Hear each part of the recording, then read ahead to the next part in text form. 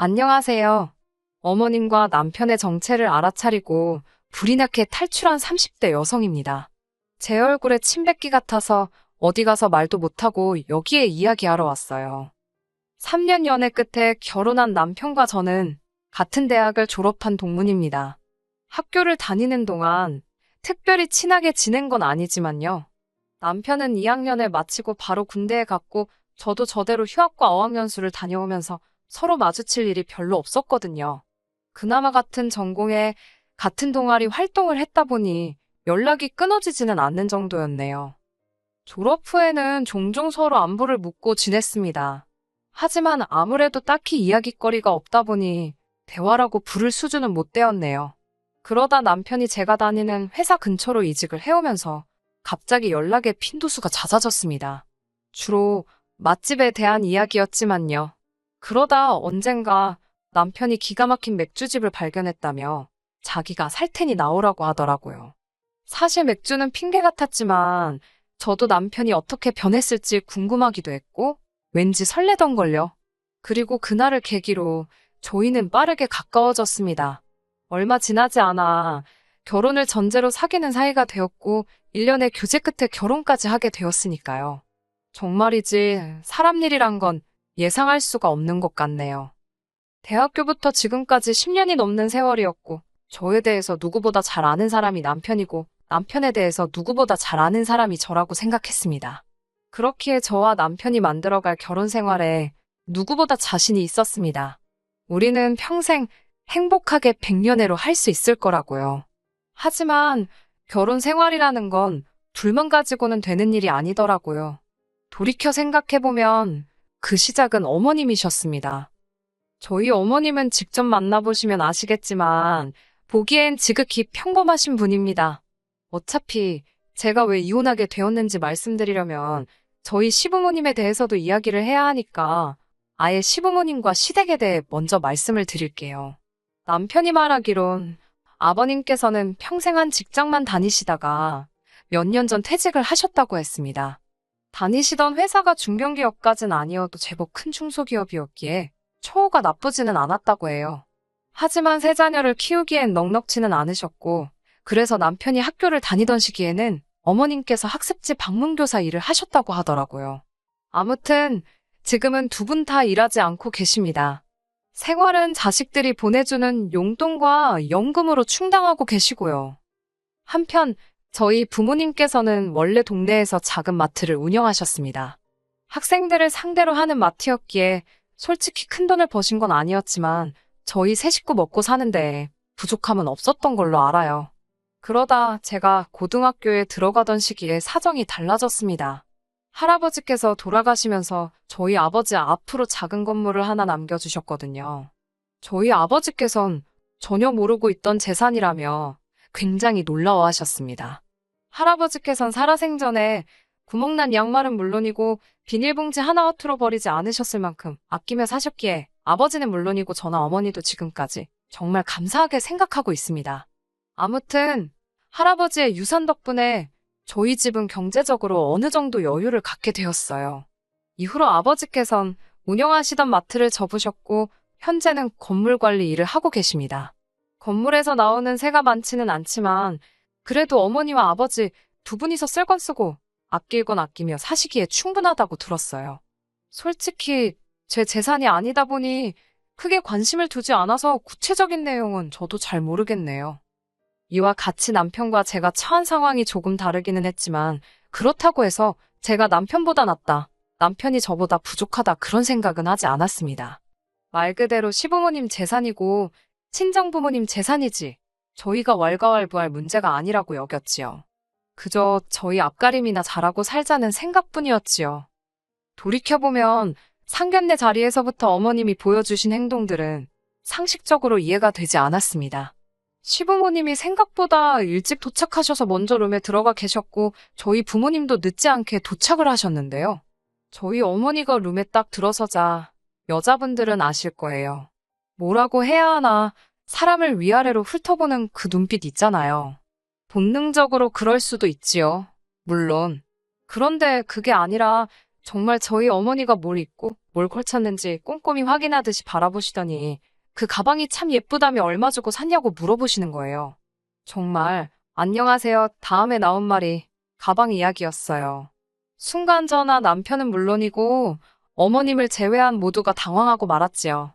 저희 어머니께서 이걸 대답을 해야 하나 말아야 하나 싶으셨는지 이러지도 저러지도 못하고 어정쩡하게 웃고만 계셨기에 제가 너스레를 떨며 저희 아버지가 선물로 사주신 거라 어머니는 잘 모르실 거라고 대답했습니다. 어머님께서는 친정어머니의 가방에서 눈을 떼지 못하셨고 예단과 혼수 등의 이야기가 나왔을 땐 당신은 따로 바라는 건 없고 빼기는 하나 받았으면 좋겠다 하시더라고요. 속이 훤히 보이는 그 말씀에 황당하기도 하고 어이가 없기도 했지만 하지만 곧이어 집 이야기가 나오자 어머님께선 다 큰 자식들이 결혼하는데 부모가 해줄 게 뭐가 있겠냐입니다. 그러면서 당신은 3천만 원이 최대라고 하시더군요. 당시 남편이 모아둔 돈은 4천이었습니다.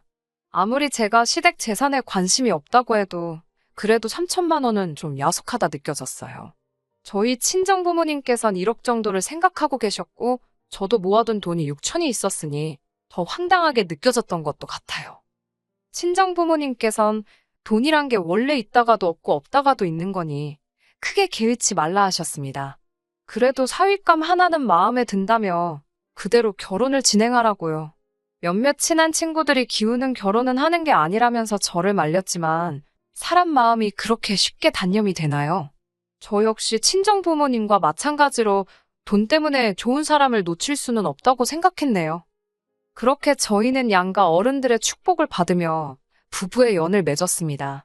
제가 전셋집을 구하고 남편이 결혼식과 신혼여행 그리고 혼수에 들어가는 비용을 부담했습니다.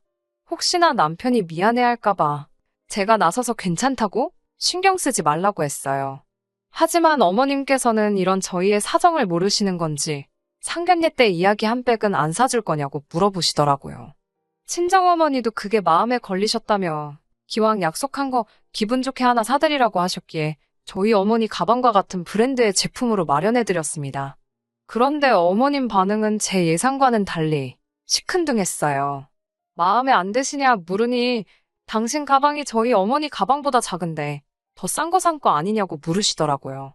저희 어머니는 오래전에 사신 거라서 어머님께 더 비싸고 최근에 나온 신상이라고 하니 그제서야 표정이 풀리며 고맙다 하시는데 어휴 뭐라고 할까 좀 황당하고 어이가 없었지요.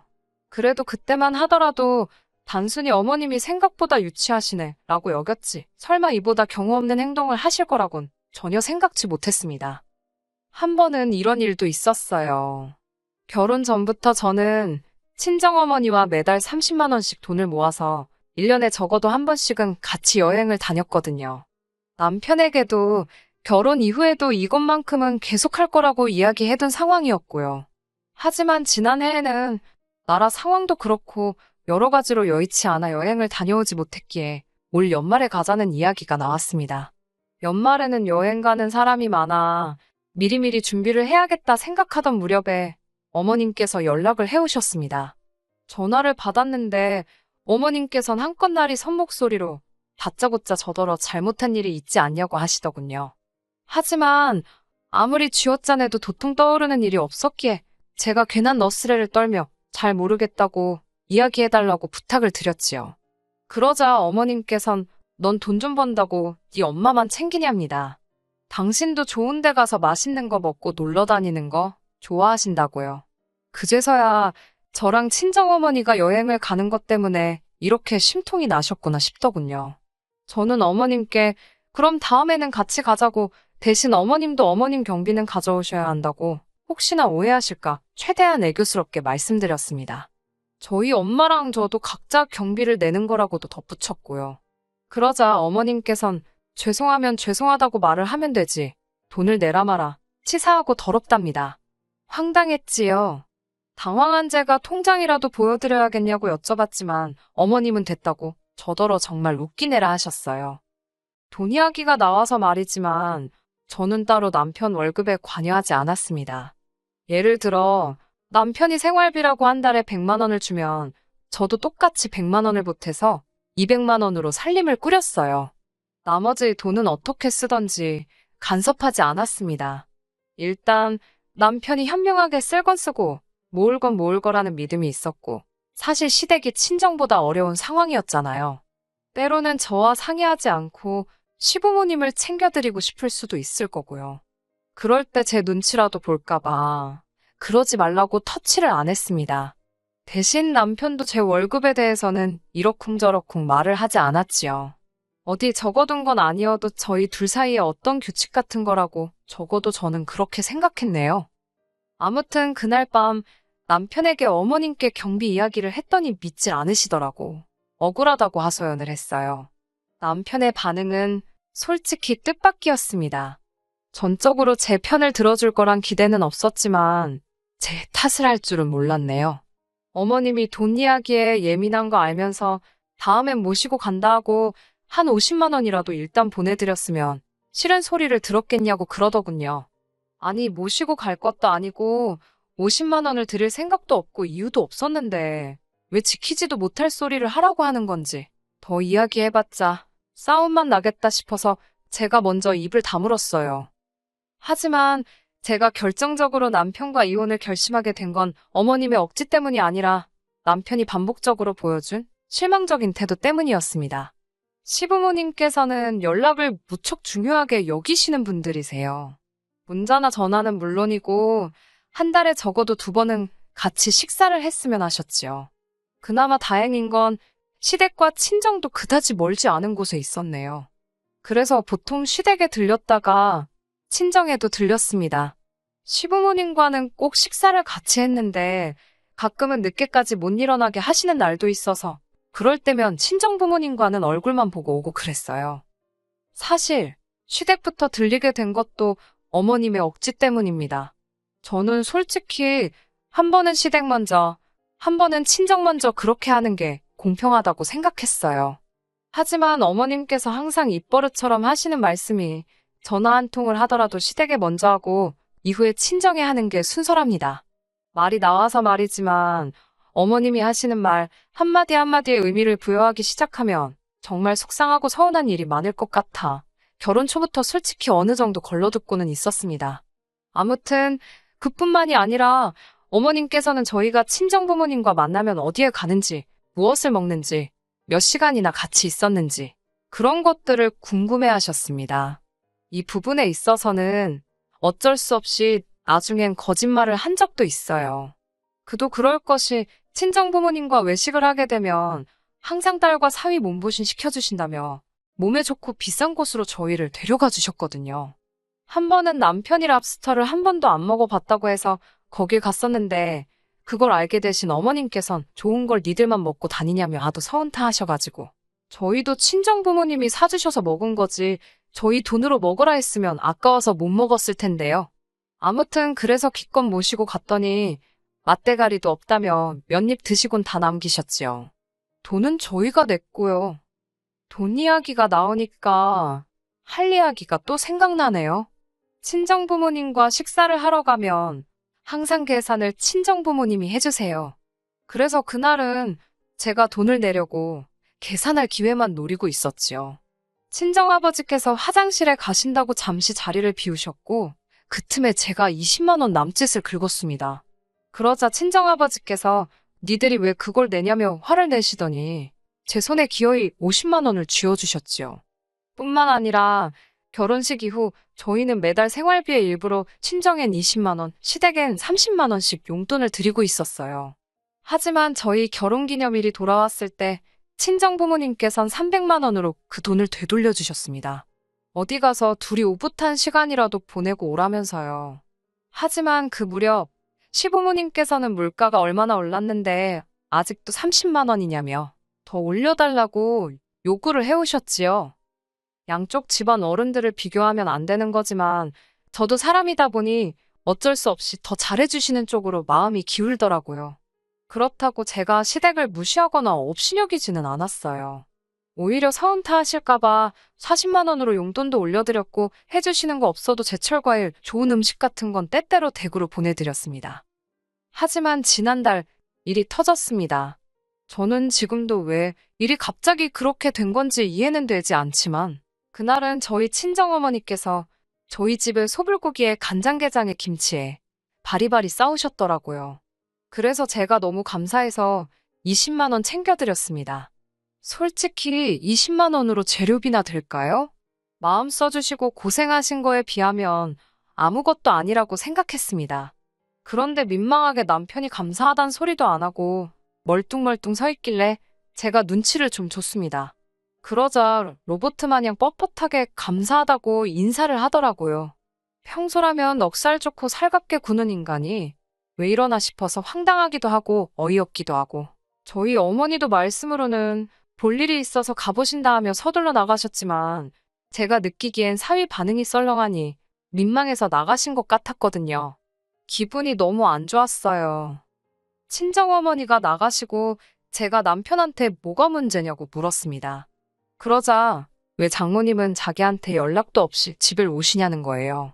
그러면서 저더러 어머님이 저한테 연락 없이 집에 오시면 좋겠냐고요. 솔직히 제 입장에서 친정어머니가 오시는 거랑 어머님이 오시는 건 완전히 다른 이야기잖아요. 친정어머니는 뭐 하나라도 더 주러 오시지. 제가 살림을 잘하고 있는지 어쩐지 흠을 잡으러 오시는 것도 아니고. 하지만 어머님께선 오시면 이것저것 다 열어보시고 훈수를 두신단 말입니다. 그리고 어떤 장모가 사위한테 연락을 하고 집에를 오나요? 보통은 날이랑 이야기하지. 제가 어이가 없어서 도대체 왜 시비를 거냐고 하니까 자기가 지켜봤더니 제가 친정에만 잘하는 게 눈에 보인답니다. 저더러 한 번이라도 자기 부모님 손에 따로 용돈 쥐어드려 본 적 있냐면서 아까 자기가 장모님 돈 드리는 거 봤다고. 돈 벌어서 다 친정에 퍼주는 거냐입니다. 친정에 해주는 거 좋다. 그러면 시댁도 해줘야 하는 거 아니냐고요. 저도 너무 억울해서 지금 냉장고에 들어있는 반찬들을 보고도 그런 소리가 나오냐 물었습니다. 어머님께서 나한테 머리끈 하나 사주신 적 있냐고. 그래놓고 무슨 용돈이냐고. 나도 사람이라서 그런 어머님 아버님께 서운한 적 있고 섭섭했지만 그래도 무시한 적은 없다. 그렇게 속상하면 너도 네 돈으로 챙겨드리라고. 왜 갑자기 난리냐고 따졌어요. 그러자 남편이 저더러 며느리로서 시부모님 용돈 좀 챙겨드릴 수 있는 거지. 제가 주면 어디 덧나냐입니다. 그 소리를 들으니 정말 머리가 뚜껑이 있다면 열리는 게 이런 거구나 싶더라고요. 너는 그렇게 맨날 얻어먹기만 하면서 우리 부모님한테 돈 10만 원 드려본 적 있냐고 따져 물으니 자기가 안 드려도 장인 장모님은 돈이 많지 않냐입니다. 원래 있는 사람이 좀 베풀고 사는 거라며 가족끼리 그런 걸 왜 계산적으로 따지냐고요. 눈치채셨겠지만 남편 말은 앞뒤가 전혀 맞지 않았습니다. 그 자리에서 그런 남편의 헛소리를 듣고 상대해야 하는 제 심정은 어땠겠어요? 결국 저도 해서는 안 될 말을 하고 말았습니다. 해온 것도 없으면서 바라는 게 왜 이렇게 많냐고, 왜 시비를 걸고 그러냐고요. 그러자 남편이 저더러 그것 보랍니다. 속으로 자기를 무시하고 있었던 게 맞대요.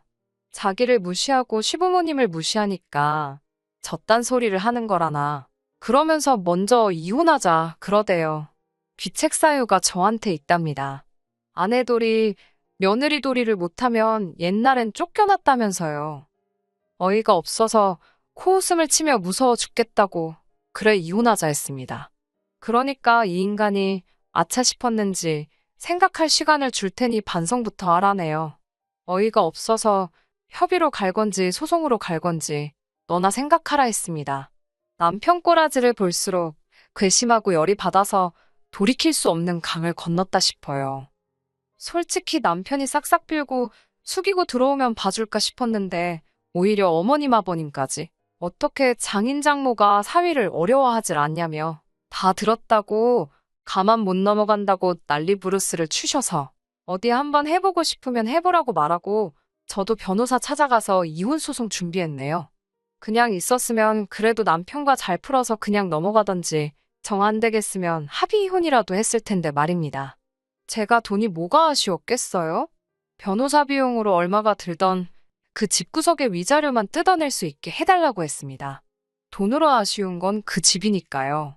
돈 벌자고 하는 게 아니라 이혼당하고 위자료도 뱉어내고 기분 더러우라고 한 거예요. 그렇게 안 해도 되었을 자식 이혼까지 시키고 안 내도 되었을 위자료까지 뱉어내게 만들었습니다. 위자료 얼마 나오지는 않았지만 마지막까지 한 방 먹여주고 나왔다는데 의의를 두려고요. 아내한테 며느리돌이 운운하면서 사실은 자식돌이 대리효도를 강요한 대가가 이 정도일 줄은 생각도 못했을 거예요. 적당히 챙겨주고 그냥 넘어가 줄 때 끝냈어야지. 다른 건 몰라도 이렇게 탈출하게 돼서 속 하나만큼은 정말 후련하네요. 끝까지 들어주셔서 감사합니다. 오늘의 사연은 여기까지입니다. 구독과 좋아요, 알람 설정 부탁드리고 더 좋은 사연으로 다시 찾아뵙겠습니다. 감사합니다.